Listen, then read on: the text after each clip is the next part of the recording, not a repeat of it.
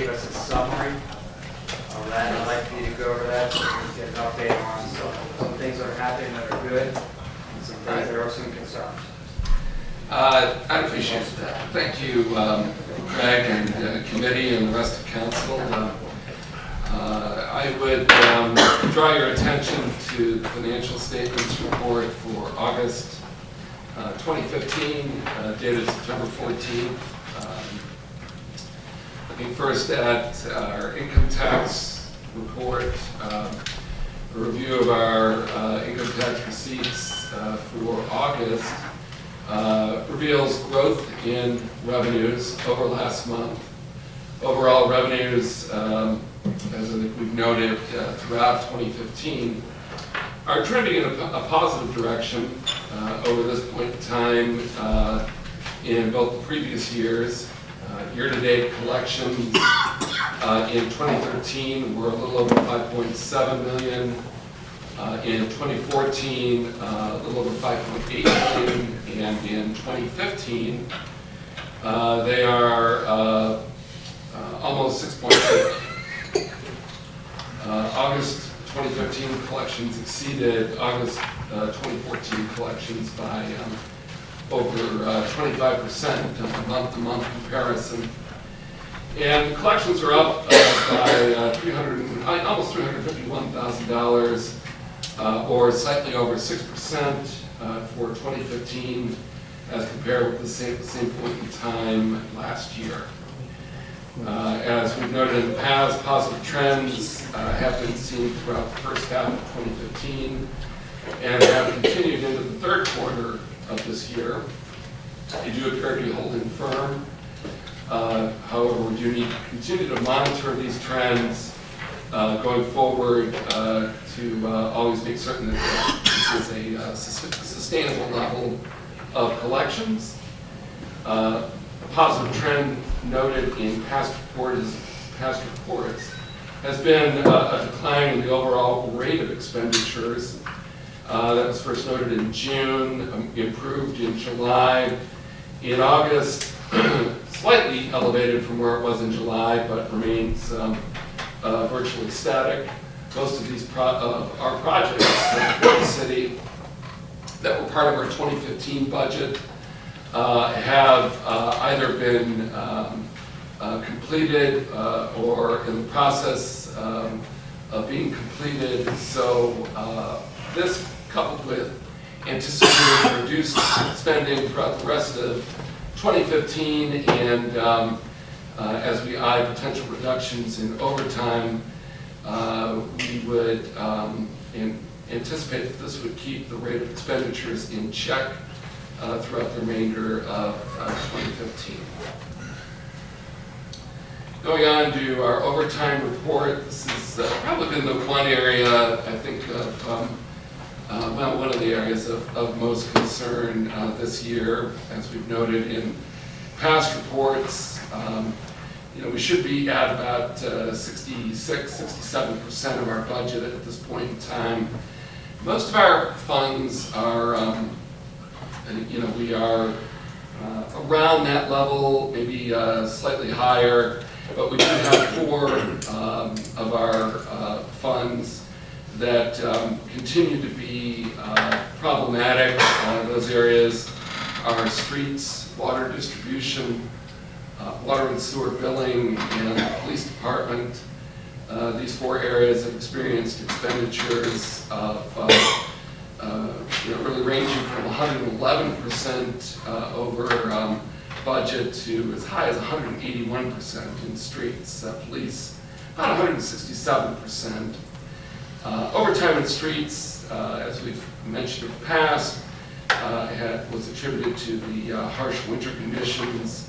The rate of overtime in streets, though, the good news has shown a marked decline in recent months, which is a positive trend. On the positive side, streets, M&R department reported no overtime expenditures in August, so that is certainly a good trend. Water, the overtime expenditures can be attributed to main breaks, Overall, the number of main breaks, as council is aware, is trending downwards significantly relative to last year and the year before that. So we should begin to see a reduction in overtime in this area. The building department overtime, I would say, is primarily attributable to the meter program. This program is about 75% complete. Once that program is completed, I would anticipate that overtime expenditures would decline in this office as well. Relative to the police, I don't think it's any secret, the overtime in that department is, and being over budget, is attributable to additional resources, officers, patrols that have been focused and devoted to our hilltop neighborhoods. As council will recall, this process began about a year ago at this time, that we started to direct significant more resources to those areas. I'm pleased to say that we have gotten a good return on that investment. We have seen a decline in criminal activity and an increase or improvement in the quality of life in those neighborhoods. Yet we're still over budget. So there is certainly a trade-off that needs to be reflected upon. The administration will have to cut this expenditure back later this year and certainly into 2016 if additional resources cannot be directed towards the police department. Obviously, one of the areas of potential additional resources would be the safety service wage cuts.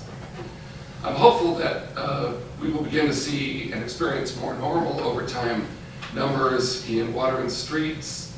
We need to manage our future activities closely, and I certainly anticipate that overtime will be a primary topic of discussion and review in the 2016 operating budget discussions set to begin shortly.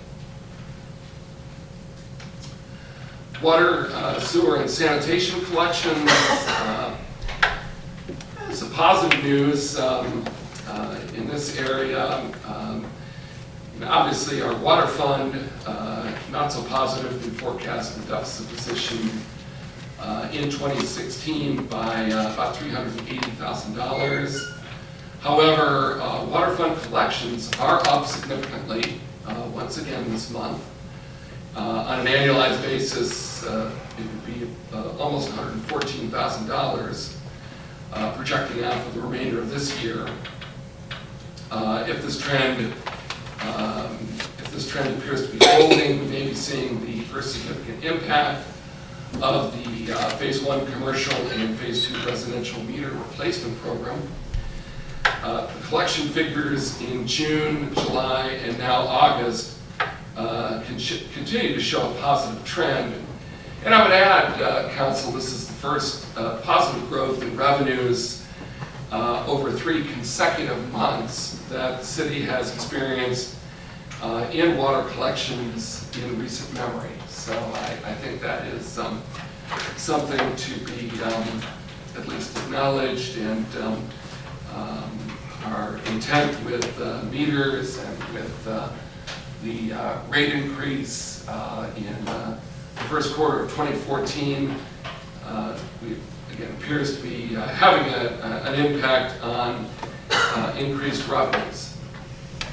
Water fund excuse me, still has a projected deficit position of about $380,000 next year, and our collections would only put us ahead about $114,000, but still relative to where we have been with water collections over a number of years, this is certainly a positive trend.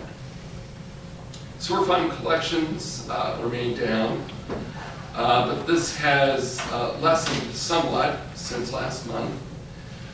Projecting out on an annualized basis, sewer collections are down a little over $96,000. But last year we showed that annualized forecast, we would be down over $100,000. So again, I see some stabilization in the sewer fund. We need to continue to see progress in that area.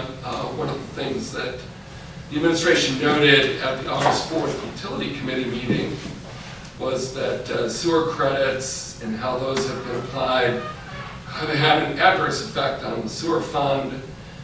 This policy was tightened, as you are aware, in our utility system policies and procedures amendments, and those should be in effect by late October if that legislation.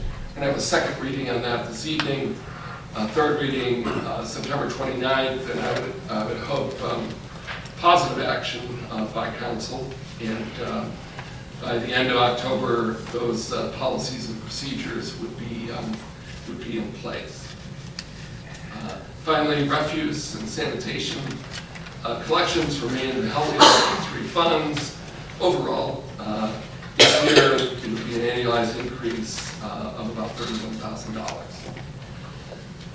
I retained the one section about use of the sanitation fund for non-sanitation related projects. I know that our law director and finance director have researched that issue. I just wanted to keep that discussion in the report for an additional month in case there were any questions. But again, this fund is ongoing for the foreseeable future, so use of funds in the sanitation fund for non-sanitation refuse purposes would not be permitted. And I suppose even if this fund could be redirected, since we are seriously contemplating a modernization plan in our sanitation and refuse operations, I would think it would be unwise for us to deplete the sanitation fund for non-sanitation fund uses at this time. Safety fund, obviously, is what it is. It's a non-recurring revenue source, so the balance, fund balance in safety fund is dependent on workers' compensation contributions or repayments back from the state to us. This fund, we do anticipate will be positive at the end of this year, about $694,000.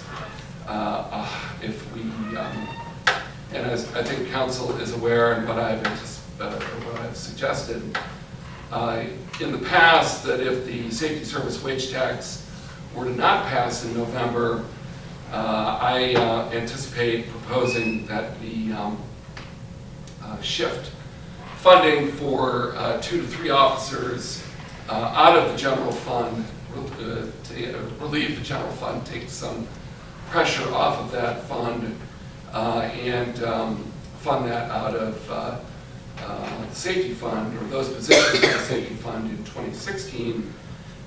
This would obviously not be a long-term solution, and we would unfortunately have the potential of that fund going negative in 2019 without any use of that fund for police expenditures. The forecast is that the fund would decline slowly from $694,000 this year to about $563,000 next year, and then under $300,000 in 2019. Yeah. Yes. Before you move on, Uh-huh. just something for, willing to keep in this committee in mind. And I know we need the police overtime. We need the extra help for the hilltops and the safety of this city. Safety fund should also be considered for safety services and needs of all the city departments.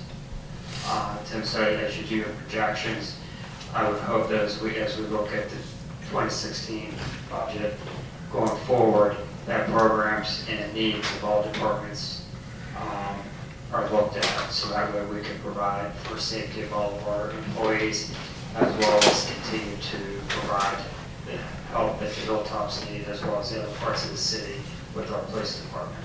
So kind of like balancing both out that way as best you can.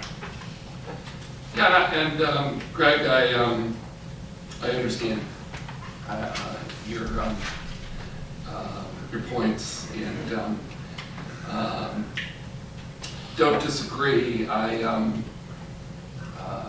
As you know, it's been my thought that at least through this year, and I know you mentioned 2016, at least through this year, I think we need to, I'm reluctant to transfer funds out of the safety fund until we see where the results of the safety service wage tax. Certainly, looking at the projections, we could, and I think the overtime is a we wouldn't have done it if we weren't serious about it. We felt it was important to do. At the same time, and I think, Dave, is that number now projected about 140,000? The additional money for police? Yeah, for overtime in the hilltop? Yeah, it's 140,000. That's the cost of the overtime with the additional benefit cost of paying into the pension, Medicare, and workers' comp. So it's a large number, and that will be some of our budget discussions that we will need to, as you know, Greg, we're in council, we're going to come to you with basically two budgets. We're going to indicate if the safety service wage tax were to pass, what our proposed budget would be, and council certainly would provide, I would hope, input back to the administration. But we'd also, to be responsible, need to provide our projections as to what if that wage tax is not successful. And I think that's where, because at that point, as I mentioned, the safety fund does, I think, need to come into play to relieve general fund. Remember, we need to try to put a plan in place to avoid a deficit position in 2017.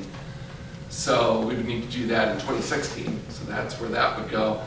Where 140,000 plus of overtime fits into that, I suppose that's the seriousness of the safety services wage. Looking at the general fund, speaking of the general fund, this obviously is our most important fund in the city. It's where we fund police, fire, streets, health, and a number of other core city services. So there's no more important discussion that our committee, council, and community at large can have than discussing the future of the general fund. As I mentioned, right now the pending overall cash balance deficit position, starting as early as, and it could be in less than 16 months, we're in 2017. That amount forecast by Finance Department is about $658,000. In 2016, the general fund is forecast to have expected deficit of $895,000. So we need to look seriously at what we're going to do with that fund. General fund reserve is about $426,000. So, we would hate to deplete that, but that is our reserve fund, the current balance in that fund. The administration's projections regarding the wage tax would not only prevent such deficits, but stabilize. It would prevent such deficits, the wage tax, and it would stabilize this most important fund through at least 2020. And I only say that because that's as far out as I do projections, 5 years. So I think it would be for the foreseeable future, in my opinion. As I mentioned, obviously we have our core police and fire services out of the general fund, about 60% of general fund. The wage tax, if not successful, we would have to look at significant, massive, choose your adjective, and reductions in services and when I say services, I'm talking personnel. And our employees are who provide the services in any community. I looked at reductions somewhere in the 300 to 400,000 range. Dave and I did a little bit of work on it, some more preliminary work this afternoon. That we identified we had to about 600 to 700,000 in cuts beginning in 2016 and then continuing into 2017, personnel related that would need to be made in the general fund. And even with such reduction levels, we would only put that deficit out about one more year into 2018. So in my opinion, if the city does not raise revenue or significantly reduce services, the general fund would go negative in 2017. Be happy to answer any questions on that. I would add one cost reduction effort. We're going to talk a little bit more about it in this meeting. I've asked Dave to look seriously at a health insurance employee opt-out program to save additional employee coverage costs. I know that he's been working on that, has been in contact with Gary, and he's going to share a little bit of information on that as to kind of a break-even point, what we would have to get in terms of employee participation to be able to start saving cost of premiums. But I think that's a viable option for us. Certainly won't balance the budget, but it's one variable that I think we need to look at, and many communities have looked at and have been successful with. The streets fund is what it is. I think Mike would say that we need to look at future grant funding before we really do a detailed forecast of street fund. Water fund I've already talked about in detail. Water infrastructure fund seems to be holding firm and has allowed us, as you'll see in the forecast for that fund, allowed us to start to do water system improvement projects where the city hadn't done any replacements or major replacement projects in water lines in over 25 years, at least 25 years. So we're probably averaging now 2 to 3. We did 2 last year. We should be able to get 3 done this year, I believe. So that's a very positive direction. And the sewer fund is what it is. That I think we're going to be doing a lot more discussion about the sewer fund when budget discussions begin in earnest.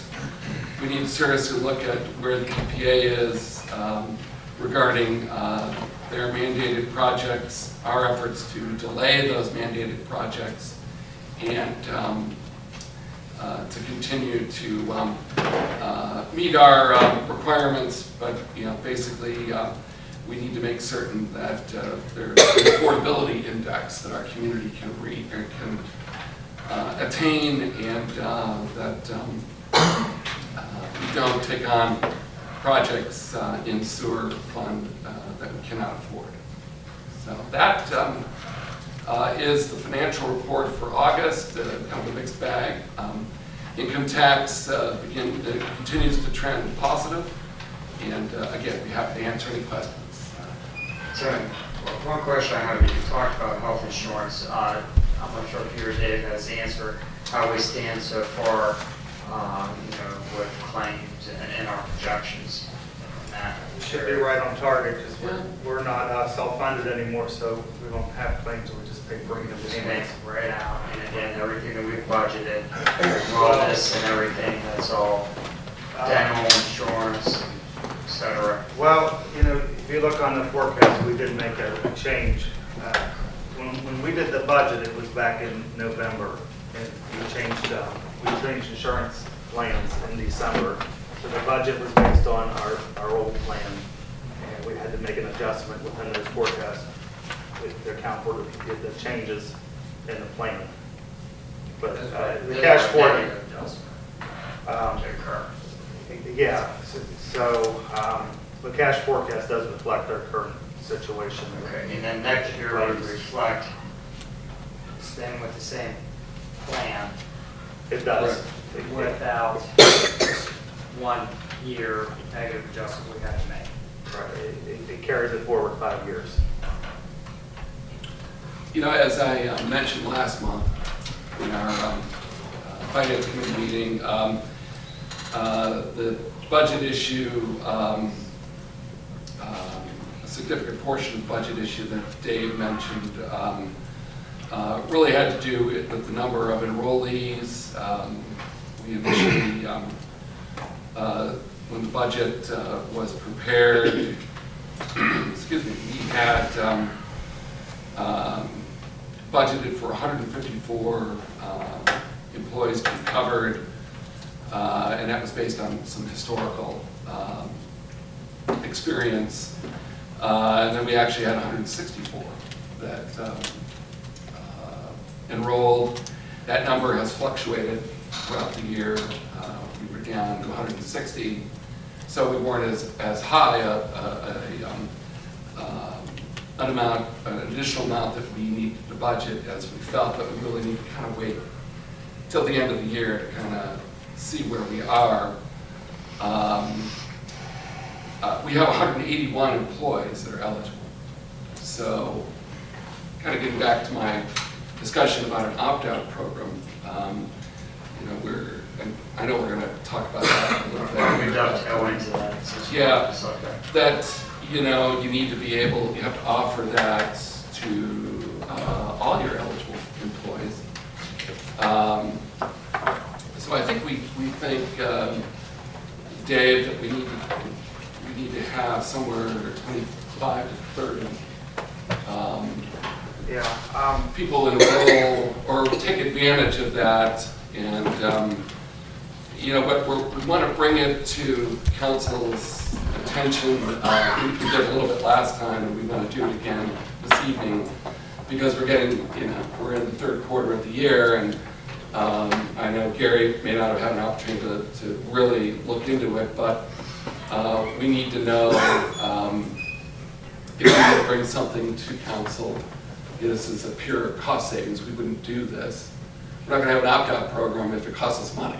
So it would be a pure cost savings to us.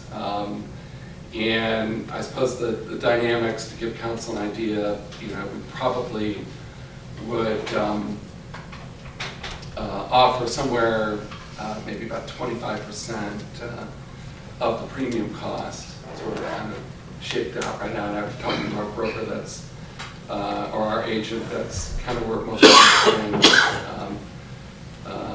shake out. So, you're looking at about 3,400 offered, and the premium is 13,000.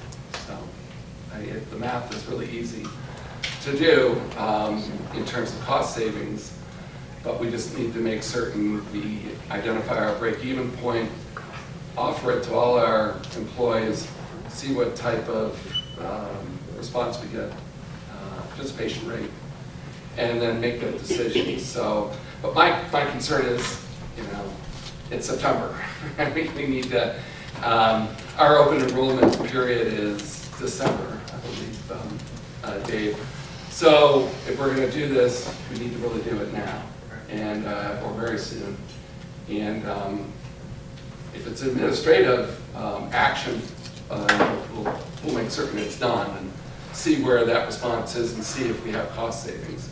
If it's legislative, then we will do everything we can to bring it in next meeting as a sunshine legislation and try to get this going.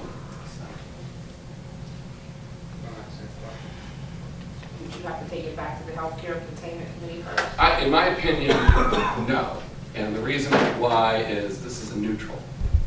It doesn't raise anyone's costs. It doesn't, it says, it gives them a choice, I suppose. It gives an employee a choice as to if they want to continue with our coverage or seek coverage elsewhere. So that's my opinion.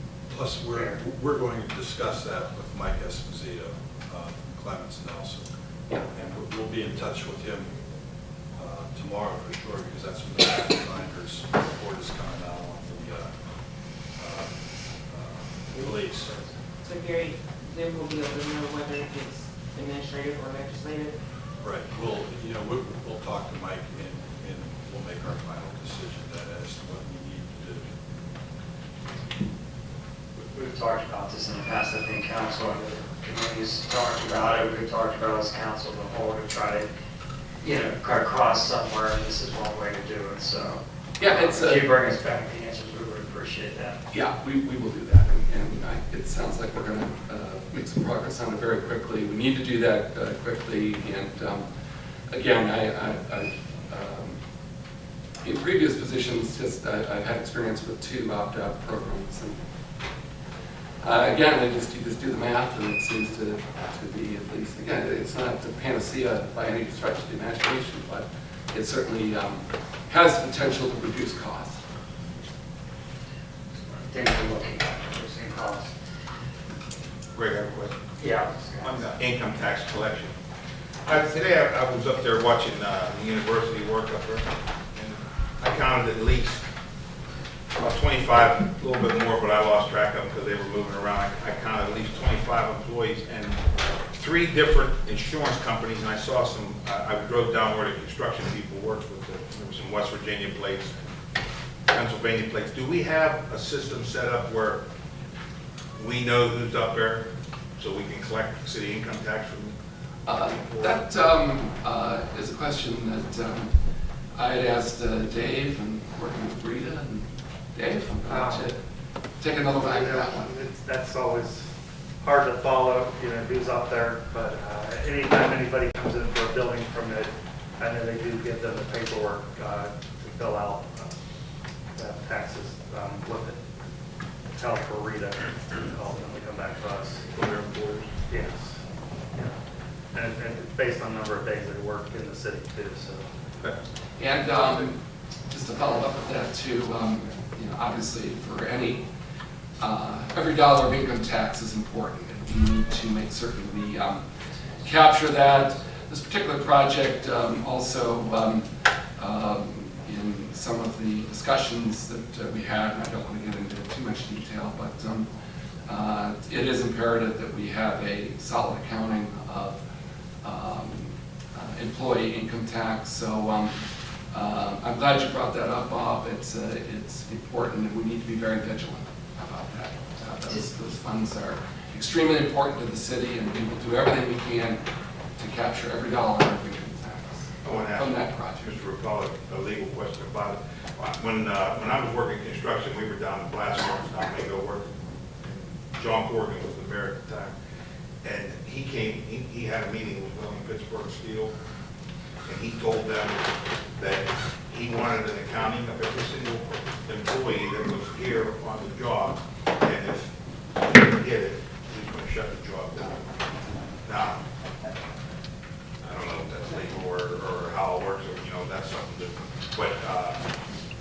because I worked construction with a lot of boomers, they call them boomers, out of town guys, they come down, and everybody tries to beat that taxes they paid someplace else and all that. Is there a way that somebody from the city, and I know that the building department's pretty much tied up with a lot of stuff that's going on, can do that, go up and meet with the employers, like Jim White was there, and there was another company, and I didn't have, Jim White has been very good.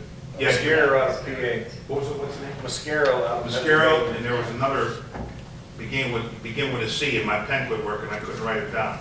But and Mascaro does a lot of work for the university, they've always been good, as a matter of fact, I even worked for them before, but I don't know, I know there's gonna be a lot of people coming in here. On Bob's topic, because I was thinking, well, your point of the building department and how they have said that the building department gets, they come in and get their permit. Is there any way to get that particular information from the building department to the finance department? And your office contact Rita and work some way that way over to the company then and get the list of employees who will be or potential running that. We can look into that. That's what I was thinking as you were talking, I was told Mike, I think that's a way that we can actually get that. Because these companies come in, they hire 10 people, but then next week they could have 50 people working there. Do they bring the rest of the names down, or? And, the ultimate employer is the university project, so And I know Willie has a comment too. we're in contact with them often with this project and continue to do. Cool. Another one I ask this each year is this gas company this year, and they have this NS that works for them. And it's not the gas company that's putting this gas line in, they're contracting this out. I've asked this every year. Are we collecting income tax from those people also? They're making a living here in Steubenville. I mean, every year they're here, they disrupt everything. I think, the Whitehaven, now they're on Sunset. I mean, are we collecting income tax from them also? That's something I've been asking for a couple of years. I never really get an answer, but I'll find out. There's a lot of Thank you. them there. NS is the name? NS, it's right on the side of the truck. Can't miss them, they're all over Sunset. I think that'd be also the same way, maybe using whatever refrigerator or contacting Columbia Gas and then working through Rita down. Thanks, Dave. Any other comments on the mayor? Comments on Any the other mayor? any comments on the mayor, though, give me your one. Sorry, I'm ready. That's okay. Any other comments on the health insurance program and the financial report? We had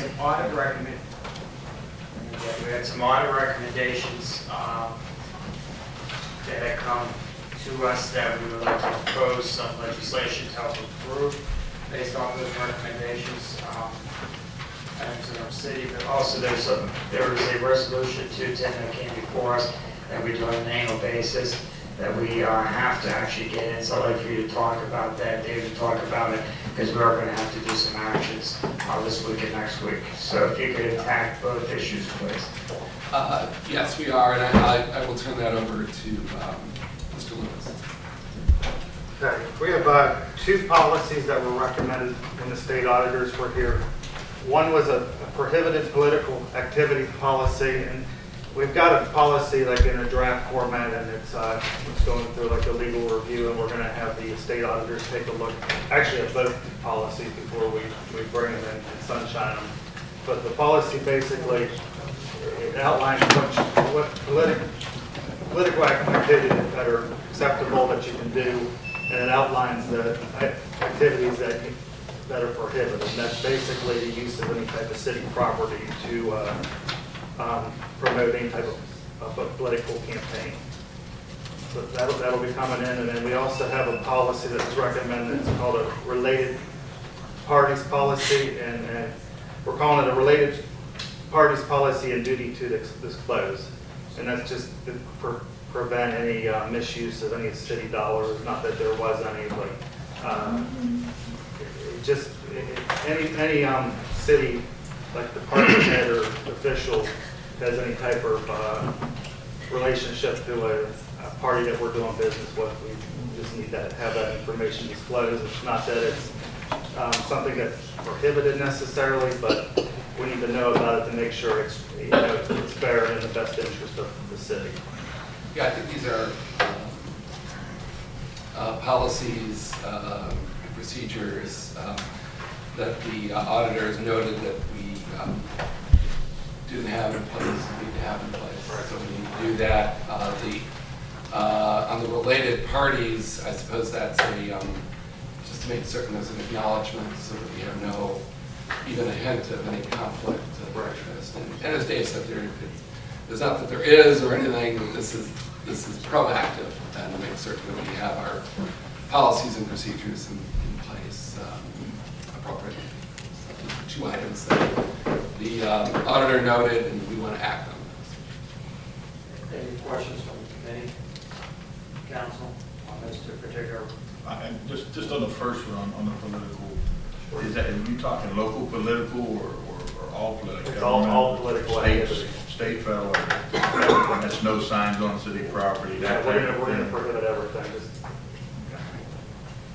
That's a good policy, prohibit everything. and- I've been working on that policy for a while. But it'll outline the activities and it'll, it'll list the items you can do, like register to vote, express an opinion,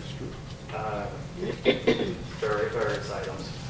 We'll have it to you as soon as it's ready. Okay, thank you.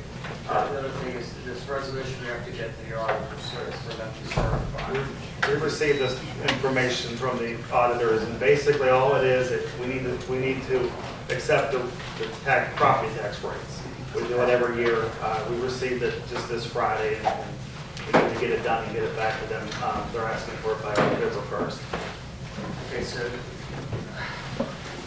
So we would have to. I know we do this every year. We'd have to sunshine it next week and then pass it the following week. Can't be passed.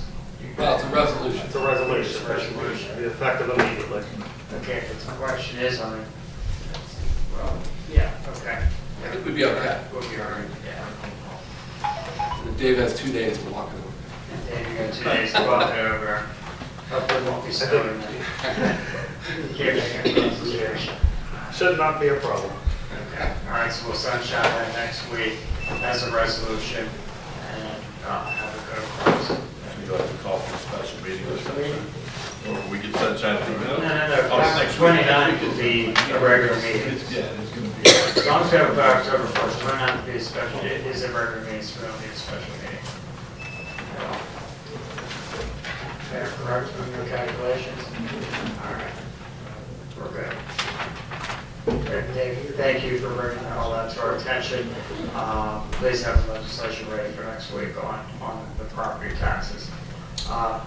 Any other That questions? on- legislation is ready. It is ready, okay. All right. Tim, we have 2 other updates just on the budget for 2016. I know we highlighted a lot of that earlier. And then you wanted to give us an update on the solid waste authority. Yes. If everyone's satisfied with the opt-out program, I think we can address that one. That's Yeah, oh, yeah. where we're at. Just to quickly do solid waste, and then I'd like to come back and maybe end up with the budget. The Solid Waste Authority, I think as council is aware, did establish a couple of weeks ago the rates and charges per improved parcel in both Jefferson and Belmont counties at $9.82. This past year, the current year, that amount has been $11.04. I'm sorry, $12.04 per approved parcel.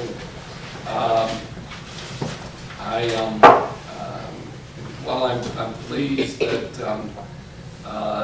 it was reduced, I think that was the right thing to do, particularly because of the adoption of designation fees at $2 per ton. We certainly should have a decrease in the rates and charges for next year. I suppose and while I voted against the 952, again, I'm happy that it was reduced. I just felt that it should and could have been reduced further. There were forecasts that were prepared by the finance or the fiscal officer of the Solid Waste Authority and reviewed in the finance committee for the Solid Waste Authority, which I'm pleased to be chairman of this year. And I felt that we really could have been more in the $7.80 range for this. Not enough members of the Solid Waste Authority Board agreed with me. And so we are at 952 for this year, but in the statement I made there at the board and will continue to make, we need to continue to review and really provide those services as the absolute lowest cost possible and continue to cut costs where we can at the authority and but still provide the core services. So I will continue to give updates, but that is what we are, that's what we're looking at for 2016. I'm happy to answer your question. Is there any scheduled bulk pickups for the year 2016? I think they said they were going to do it. In 16 or 15? Either one, 15. We had 15, 16, I don't know. The one scheduled for this year? Paid for by the JV Green Team? Well, we had the That was ours. bulk pickup collection. We paid for the one in the spring. The Green Team paid for our bulk pickup containers that we have at Public Works Department. To be honest, I'm still reflecting on, and I'm glad you asked that, Yonk,